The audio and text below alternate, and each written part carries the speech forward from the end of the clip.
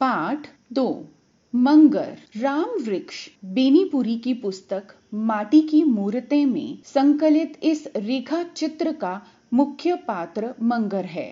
वह एक ऐसे बलिष्ठ, स्वाभिमानी, ईमानदार और परिश्रमी हलवाहे का चित्रण है जो अपने जीवन की संध्या बेला में शारीरिक रूप से असहाय हो जाने पर भी हार नहीं मानता। मंगर की दशा देखकर लेखक का हृदय करुणा से भर उठता है। आइए कहानी पढ़ें। हट्टा कट्टा शरीर, कमर में भगवा, कंधे पर हल, हाथ में पैना, आगे आगे बैल का जोड़ा। अपनी आवाज के हाथ से ही बैलों को भगाता मेरे खेत की ओर सुबह सुबह जाता। जब से मुझे होश है मैंने मंगर को इसी रूप में देखा है। मुझे ऐसा लगता है। हाँ, मुझे याद आता है हल के बदले कभी कभी मुझे भी उसके कंधे पर चढ़ने का सौभाग्य मिल चुका है। लेकिन ऐसे मौके बहुत कम आए हैं क्योंकि न जाने मंगर को बच्चों से वह स्वाभाविक स्नेह नहीं जो उसके जैसे लोगों में प्रायः देखा जाता है। बच्चों से उसकी वितृष्णा क्यों हुई? शायद इसलिए तो नहीं कि उसे एक बच्चा नसीब हुआ।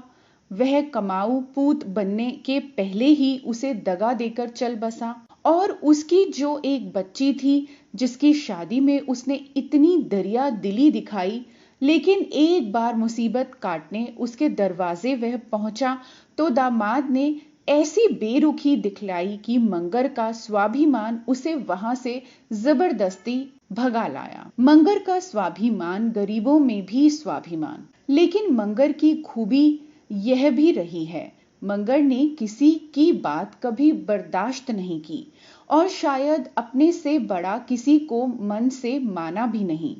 मंगर मेरे बाबा का आदर करता था, शायद उनके बुढ़ापे के कारण। सुना है मेरे बाबूजी को वह बहुत चाहता था, शायद उनके नेक स्वभाव के कारण। मेरे चाचाओं को तो उसने हमेशा अपनी बराबरी का ही समझा और मुझे तो वह कल तक तू ही कहकर पुकारता रहा है। किसी की मजाल जो मंगर को बदजुबान कहे। हलवाहों को मिलने वाली नित दिन की गालियां तो दूर की बात। ऐसा क्यों? उसका खास कारण मंगर का हट्टा कट्टा शरीर और उससे भी अधिक उसका सख्त कमाऊपन, जिसमें ईमानदारी ने 4 चांद लगा दिए थे। जितनी देर में लोगों का हल 10 कट्ठा खेत जोतता, मंगर 15 कट्ठा जोत लेता। मंगर को यह बताने की जरूरत नहीं कि कल किस खेत में हल जाएगा। वह शाम को ही सारे खेतों के आर पार घूम आता और जिस खेत में जरूरत होती वहां हल लिए सुबह सुबह पहुंच जाता। जुताई के वक्त किसी को देखरेख की भी जरूरत नहीं। आम हलवाहों के पीछे किसान लठ लेकर पड़े रहते हैं तो भी वे जी चुराते, आज का काम कल के लिए छोड़ते। यह आदत मंगर में थी ही नहीं। वह कभी कभी रूठ जाता था और जब जब लोगों को झिड़क भी देता था, कभी कभी बातें कुछ बढ़ भी जाती। एक दिन चाचा जी से काफी कहा सुनी हो गई। दूसरी सुबह मंगर हल लेने नहीं आया। इधर से बुलाहट भी नहीं हुई। कोई नया हलवाहा लेकर खेत जुतवाया गया। उधर का दूसरा किसान आकर मंगर से बोला, मंगर देख, उन्होंने दूसरा हलवाहा कर लिया है। उनके पास रुपए हैं, 1000 हलवाहे मिलेंगे तो तेरे भी शरीर हैं, 1000 गृहस्थ मिलेंगे। चल हमारा हल जोत, तू जो कहेगा मजदूरी दूंगा। लेकिन मेरा सिर जो दर्द कर रहा है, मंगर ने जवाब दिया। और इसका यह सिर दर्द तब तक बना रहा जब तक झक मारकर मेरे चाचा जी उसे बुलाने नहीं गए। 4 दिनों में ही उन्हें मालूम पड़ गया कि मंगर क्या है। मंगर के बिना काम नहीं चल सकता। चाचा जी उसके दरवाजे पर खड़े हैं। मंगर भीतर घर में बैठा है। मंगर की अर्धांगिनी भकोलिया ने कहा, मालिक खड़े हैं, जाओ मान जाओ, कह दे मेरा सिर दर्द हो रहा है। मंगर ने चाचा जी को सुनाकर कहा, मंगर चलो, आपस में कभी कुछ हो ही जाता है, माफ करो। चाचा जी के स्वर में आरजू मिन्नत थी। जाइए, उसी से जुतवाइए जिससे 4 दिन जुतवाया है। मुझे ले जाकर क्या होगा? आधी रोटी की बचत भी तो होती होगी। यूं ही नोक झोंक, मनोवल। फिर मंगर अपना हलवाही का पैना हाथ में लिए आगे आगे और चाचा जी पीछे पीछे। यह आधी रोटी की बचत क्या, इसे समझा आपने? जहां गांव भर के हलवाहों को 1 रोटी मिलती, मंगर को 1.5 रोटी दी जाती। लेकिन यह 1.5 रोटी वह खुद खाता, ऐसा आप नहीं समझे।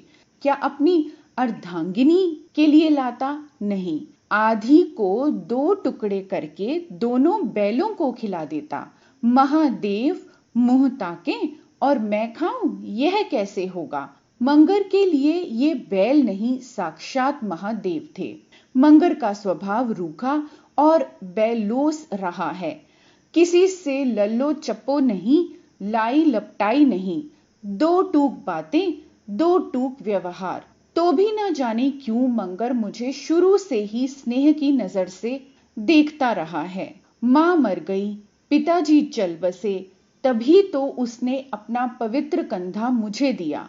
जब तक कुछ बड़ा हुआ, मैं ननिहाल जाने आने और रहने लगा, तो याद आता है मंगर ही मुझे वहां पहुंचाता। मैं एक छोटी घोड़ी पर सवार, मंगर सिर पर सौगात की चीजें और मेरी किताबें लिए घोड़ी की लगाम पकड़े आगे आगे। जहां नीच ऊंच जमीन होती, कहीं मैं घोड़ी से गिर ना जाऊं, यह सोचकर बगल में आकर एक हाथ से मुझे पकड़ भी लेता। उसके बलिष्ठ हाथों के उस कोमल स्पर्श का अनुभव आज भी कर रहा हूं। कपड़ों से मंगर को बैर रहा है, हमेशा कमर में भगवा ही लपेटे रहता। उसे धोतियां मिलती रही हैं। गोवर्धन पूजा के दिन हर साल एक नई धोती लिए बिना वह बैलों के सींगों से लटकन। यूं भी बाबा और चाचा साल में जब जब धोतियां दिया करते। घर में शादी ब्याह होने पर उसे लाल धोतियां भी मिलती रही हैं। मेरी शादी में मंगर के लिए नया कुर्ता भी बनवाया गया था। लेकिन मंगर हमेशा नंग धड़ंग रहता और मैं कहूं, मुझे उसका शरीर उस रूप में बहुत ही अच्छा लगता। आज एक कलाकार की दृष्टि से कहता हूं, मंगर को खूबसूरत शरीर मिला था। काला कलूटा फिर भी खूबसूरत। मंगर का वह काला कलूटा शरीर एक संपूर्ण सुविकसित मानव पुतले का उत्कृष्ट नमूना था। लगातार की मेहनत से उसकी मांसपेशियों में स्वाभाविक ढंग से उभार आ रहा था। लेकिन आज मंगर वह नहीं रहा जो कभी था। गरीबी को वह अपने अक्खड़पन से हमेशा धता बताता रहा। लेकिन उम्र के प्रहारों से मंगर अपने आप को बचा नहीं सका। उसकी एक एक चोट उसे धीरे धीरे जर्जर बनाती रही। उसके शरीर की मांसपेशियां ही नहीं गल गई हैं, उसकी हड्डियां तक सूख गई हैं। आज का उसका यह शरीर उस पुराने शरीर का व्यंग चित्र मात्र रह गया है। बुढ़ापे के प्रहारों के लिए जो ढाल का काम करती, उस चीज का संग्रह मंगर ने कभी किया ही नहीं। कोई संतान भी नहीं जो बुढ़ापे में उसकी लाठी बनती। मंगर बुढ़ापे के कारण हल चलाने के लिए नहीं रह गया, तो कुछ दिनों तक उससे कुछ फुटकर काम लिए गए। लेकिन यह भी ज्यादा दिनों तक नहीं चल सका। अब एक ही चारा रह गया था, उसे पेंशन मिले। लेकिन हलवाहों यथार्थ अन्नदाताओं के लिए पेंशन की हमारे अभागे देश में कहाँ व्यवस्था है। और व्यक्तिगत दया का दायरा तो हमेशा ही तंग रहा है। फिर मंगर में जली हुई रस्सी की वह ऐंठन और शायद गर्मी भी है, जिससे दया का बादल हमेशा ही उससे दूर दूर भागता रहा है। दया का बादल चाहता है आशीर्वचनों की शीतल सतह, और मंगर के शब्दकोश में उसका स्वर था अभाव ही समझिए। इसके बदले आज भी वही बेलोस बातें, झड़प झिड़कियों की आंच, जो पानी की क्या बात खून को भी सुखा दे। यह दावे के साथ कहा जा सकता है कि आज हम मंगर की हड्डियों का यह झांझर भी नहीं देख पाते अगर उसकी अर्धांगिनी नहीं होती। उसकी अर्धांगिनी भकोलिया, मंगर की आदर्श जोड़ी, वही जमुनिया रंग, काली कहकर मैं उसका अपमान क्यों करूं।